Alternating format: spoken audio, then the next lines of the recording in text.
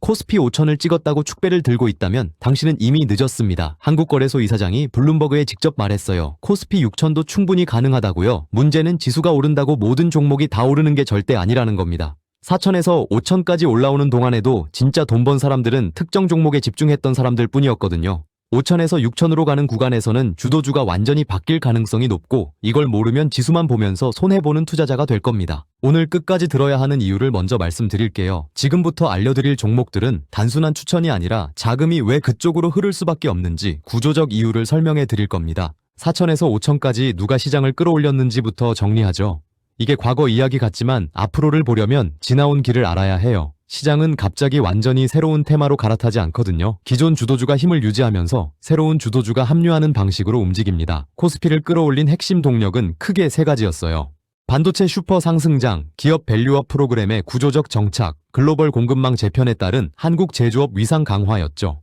반도체부터 보면 삼성전자와 SK하이닉스 이 두 종목이 코스피 전체 시가총액의 33%를 차지하고 있어요. 이게 무슨 뜻이냐면 나머지 800개 종목이 전부 빠져도 이 두 종목만 버티면 지수는 멀쩡하다는 겁니다. 그리고 이 두 종목이 진짜 버틴 게 아니라 폭발했거든요. AI 때문이에요. 생성형 AI가 터지면서 데이터 센터 수요가 폭발했고 그 데이터 센터를 돌리려면 반도체가 필요한데 아무 반도체나 되는 게 아니에요. HBM이라고 부르는 고대 역폭 메모리가 필수거든요. 쉽게 말하면 AI가 엄청나게 많은 데이터를 동시에 처리해야 하는데 기존 메모리로는 속도가 안 나와요. 고속도로에 일반 차만 다니다가 갑자기 레이싱카가 달리기 시작한 거죠. 기존 도로로는 속도를 못 내니까 전용 트랙이 필요한 것처럼 AI한테는 전용 메모리가 필요한 겁니다. 이 HBM 시장을 SK하이닉스와 삼성전자가 사실상 양분하고 있어요. 특히 SK하이닉스는 엔비디아한테 HBM을 공급하는 핵심 파트너거든요. 2026년 생산 물량까지 이미 완판됐다는 이야기가 나와요. 공급이 수요를 못 따라가고 있다는 뜻이죠. 숫자로 보면 더 확실합니다. 2025년 12월 한 달 만에 디램 평균 가격이 14.8% 올랐어요. 한 달에 15% 가까이 오른 거예요. 주요 증권사들은 삼성전자 2026년 영업이익을 94.6조 원, SK하이닉스를 99조 원까지 전망하고 있습니다. 두 회사 합치면 약 200조 원이에요. 이건 코스피 전체 영업이익의 상당 부분을 차지하는 규모죠. 과거 2018년 반도체 슈퍼사이클 때도 비슷했어요. 클라우드 서버 증설 수요로 메모리 가격이 폭등했었거든요. 그때도 삼성전자랑 하이닉스가 지수를 끌어올렸죠. 근데 이번 국면은 그때와 달라요. 2018년은 단순히 서버 증설이었다면 지금은 AI라는 완전히 새로운 수요가 생긴 거거든요. 그리고 이 수요는 일회성이 아니라 구조적으로 계속 커질 수밖에 없어요. 밸류업 프로그램 이야기를 해보죠. 그동안 한국 주식이 다른 나라 주식들보다 왜 싸게 거래되는지 아세요? 코리아 디스카운트라고 불리는 현상인데 같은 실적을 내는 기업인데도 한국 기업은 미국이나 일본 기업보다 30에서 50% 싸게 거래돼요. 이유가 뭐냐면 주주 환원을 안 해서예요. 돈 벌어도 배당 안 주고 자사주도 안 사고 그냥 회사 금고에 쌓아두기만 했던 거죠. 정부가 이걸 고치겠다고 밸류업 프로그램을 내놨습니다. 기업들한테 주주 환원을 늘리라고 압박하는 거예요. 상법도 고치고 불공정 거래에는 원 스트라이크 아웃 제도까지 만들었어요. 한 번 걸리면 바로 퇴출이죠. 이게 실제로 효과를 보고 있습니다. 외국인 투자자들 시각이 달라졌거든요. 과거에는 한국 주식을 그냥 반도체 사이클에 따라 들어왔다 나갔다 하는 트레이딩 대상으로 봤는데 지금은 구조적으로 달라지고 있다고 평가하기 시작했어요. 외국인 보유 비중이 6년 만에 최고치인 32%를 넘겼습니다. 방산과 전력기기도 중요했어요. 러시아 우크라이나 전쟁 이후로 전 세계적으로 무기 수요가 폭발했거든요. 한국 방산 기업들이 이 기회를 잡았습니다. K9 자주포, 레드백 장갑차 같은 육상 무기뿐만 아니라 우주 발사체, 전자정의까지 수출 포트폴리오가 확장됐어요. 전력기기도 마찬가지죠. AI 데이터 센터가 전기를 엄청나게 먹거든요. 전기 먹는 하마라는 표현이 딱 맞아요. 전 세계적으로 전력망이 노후화됐고 미국과 유럽에서 전력망 교체 수요가 폭발하고 있습니다. 이제 가장 중요한 거 5천에서 6천으로 가는 구간에서 어떤 종목이 주도할 거냐는 거죠. 먼저 확인해야 할 게 있어요. 5천에서 6천이면 이게 그냥 기대감만으로는 안 된다는 겁니다. 기업 이익이 실제로 늘어나야 하고 시장에서 한국 주식을 더 비싸게 사줘야 해요. 근거가 있습니다.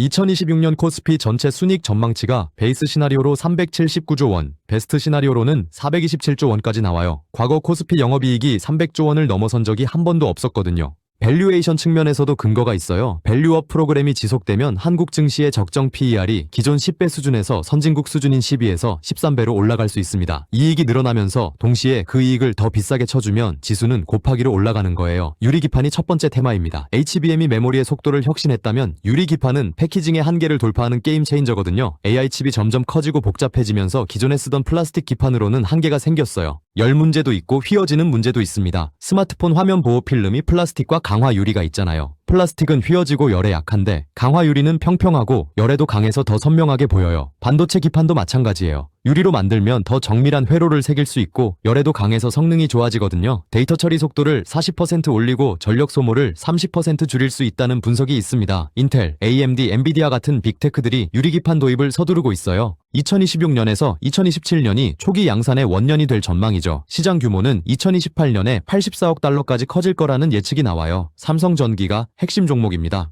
세종 사업장에 파일럿 라인을 구축하고 2025년사 분기부터 가동을 시작했어요. 2026년 하반기 양산을 목표로 하고 있거든요. SKC도 봐야 해요. 자회사 앱솔릭스가 미국 조지아주에 세계 최초로 유리기판 공장을 짓고 있습니다. 미국 반도체법 보조금 7,500만 달러도 확보했어요. 장비 쪽으로는 TGV 장비를 공급하는 PSK가 있습니다. 2019년 일본이 불화수소 수출을 규제했을 때 국산화 기업들 주가가 몇 배씩 올랐잖아요. 유리기판도 비슷한 구조예요. 새로운 기술이 양산 단계에 들어가면 그 기술을 가진 기업들이 시장에서 재평가받는 거죠. 피지컬 AI가 두 번째 테마입니다. AI가 데이터 센터 안에만 있는 게 아니라 물리적인 세계로 나온다는 뜻이에요. 로봇이 핵심이거든요. 현대차를 봐야 합니다. 단순한 자동차 회사가 아니에요. 현대차 그룹은 보스턴 다이내믹스를 인수했잖아요. 그 보스턴 다이내믹스의 휴머노이드 로봇 아틀라스가 CES 2026에서 최고 로봇상을 받았어요. 현대차는 2028년부터 이 로봇을 미국 조지아 전기차 공장에 투입할 계획이거든요. 왜 중요하냐면 선진국에서 제조업을 다시 자국으로 가져오는 리쇼어링이 진행되고 있는데 문제가 인건비예요. 미국에서 공장 돌리려면 인건비가 너무 비싸죠. 로봇으로 사람을 대체하면 리쇼어링이 경제적으로 가능해집니다. 현대차 주가가 하루에 16.2% 급등한 적이 있어요. 로봇 기대감 때문이죠. 시가총액이 연초 60조 원에서 115조 원으로 뛰었습니다. 단순 완성차 제조사가 아니라 로보틱스 플랫폼 기업으로 재평가받고 있다는 뜻이에요. 레인보우 로보틱스는 삼성전자가 지분 투자해서 삼성그룹 내 자동화 수요를 흡수할 겁니다. 로봇 관절 핵심 부품인 감속기를 국산화한 SPG와 SBB테크도 주목해야 해요. SMR 소형 모듈 원전이 세 번째 테마입니다. AI 데이터 센터가 전기를 엄청 먹는다고 했잖아요. 근데 태양광이나 풍력으로는 24시간 돌아가는 데이터 센터 전력을 감당할 수 없어요. 해가 안 뜨면 태양광은 못 쓰고 바람이 안 불면 풍력도 못 쓰거든요. 그래서 원전이 대안으로 떠오른 건데 기존 대형 원전은 짓는데 10년 넘게 걸리고 비용도 천문학적이에요. 그래서 나온 게 SMR이죠. 소형이라서 빨리 지을 수 있고 모듈 방식이라서 필요한 만큼 늘릴 수 있습니다. 레고 블록처럼 하나씩 붙여나가는 거예요. 아마존, 마이크로소프트, 구글 같은 빅테크들이 데이터 센터 전력으로 SMR을 선택하고 있거든요. 두산 에너빌리티가 핵심 종목입니다. 전 세계에서 SMR 핵심 기자재를 실제로 만들 수 있는 거의 유일한 회사예요. 체코 원전 수주에 이어서 미국 뉴스케일 파워, 엑스에너지 같은 SMR 기업들한테 주기기 제작 물량을 확보했습니다. 2026년 SMR 관련 매출이 2천억 원대에서 2030년에는 3조 3천억 원으로 15배 이상 급증할 전망이에요. HD 현대일렉트릭도 계속 봐야 합니다. 전력 변압기 사이클이 2028년 이후까지 지속될 전망이거든요.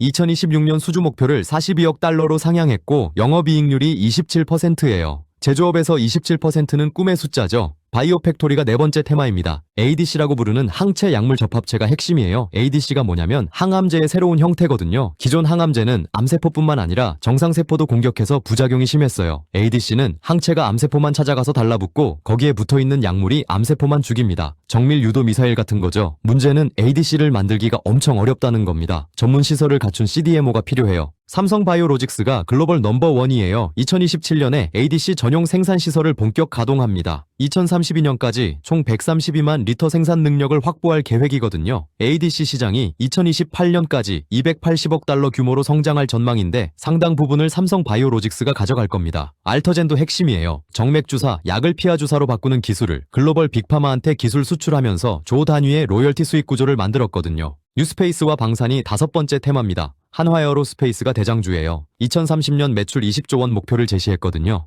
폴란드한테 K9 자주포 수출하고 호주한테 레드백 장갑차 수출하는 게 캐시카우죠. 여기에 누리호 발사 기술을 바탕으로 민간 상업 발사 시장에 진입하려는 게 신성장 동력입니다. LI진에권도 봐야 해요. 전자정이 개발 사업을 수주했거든요. 약 1.9조 원 규모예요. 현대전에서 전자전은 필수죠. 투자할 때 어떤 기준으로 판단해야 하는지 정리해 볼게요. 먼저 이 장세의 본질이 뭔지 파악해야 합니다. 지금은 실적 장세예요. 유동성 장세와 다른 거거든요. 유동성 장세는 금리가 내려가거나 시중에 돈이 풀릴 때 기대감 주식들이 오르는 장이에요. 실적 장세는 실제로 기업이 돈을 버니까 주가가 오르는 장이죠. 이런 장에서는 꿈만 파는 성장주보다 실적이 찍히는 대형주가 주도합니다. 외국인 수급 방향을 봐야 해요. 외국인이 사면 코스피가 오르고 외국인이 팔면 코스피가 빠지는 건 거의 공식이거든요. 지금 외국인이 코스피를 사고 있습니다. 보유 비중이 6년 만에 최고치인 32%를 넘겼어요. 순매수가 지속되는 한 상승 추세는 유지될 가능성이 높죠. 연기금 스탠스도 중요합니다. 환율도 계속 봐야 해요. 지금은 원달러 환율이 1408원에서 1465원대로 움직이고 있거든요. 섹터별로는 반도체는 HBM 계약과 D램 가격 추이가 핵심이에요. 로봇은 현대차 아틀라스 투입 일정, 에너지는 SMR 착공 소식과 전력기 수주 동향, 바이오는 ADC 파이프라인 진행 상황, 방사는 해외 수출 계약을 봐야 합니다. 리스크도 명확하게 알고 가야 돼요. AI 붐 붕괴 리스크가 있습니다. AI 투자가 수익 모델을 입증 못하고 줄어들면 반도체 수요가 급감해요. 2000년 닷컴 버블 때도 인터넷이 미래라는 건 맞았지만 기대가 앞서가면서 거품이 꺼졌잖아요. 지정학적 리스크도 있습니다. 미중 갈등, 대만 해협 긴장 터지면 외국인 자금이 한 방에 빠질 수 있어요. 정책 지속성 리스크도 봐야 해요. 밸류업이 후퇴하면 실망 매물이 쏟아질 수 있거든요. 포모 리스크도 조심해야 합니다. 안 하면 나만 손해라는 프레임으로 분석 없이 뛰어드는 자금이 늘면 위험해요. 정리할게요.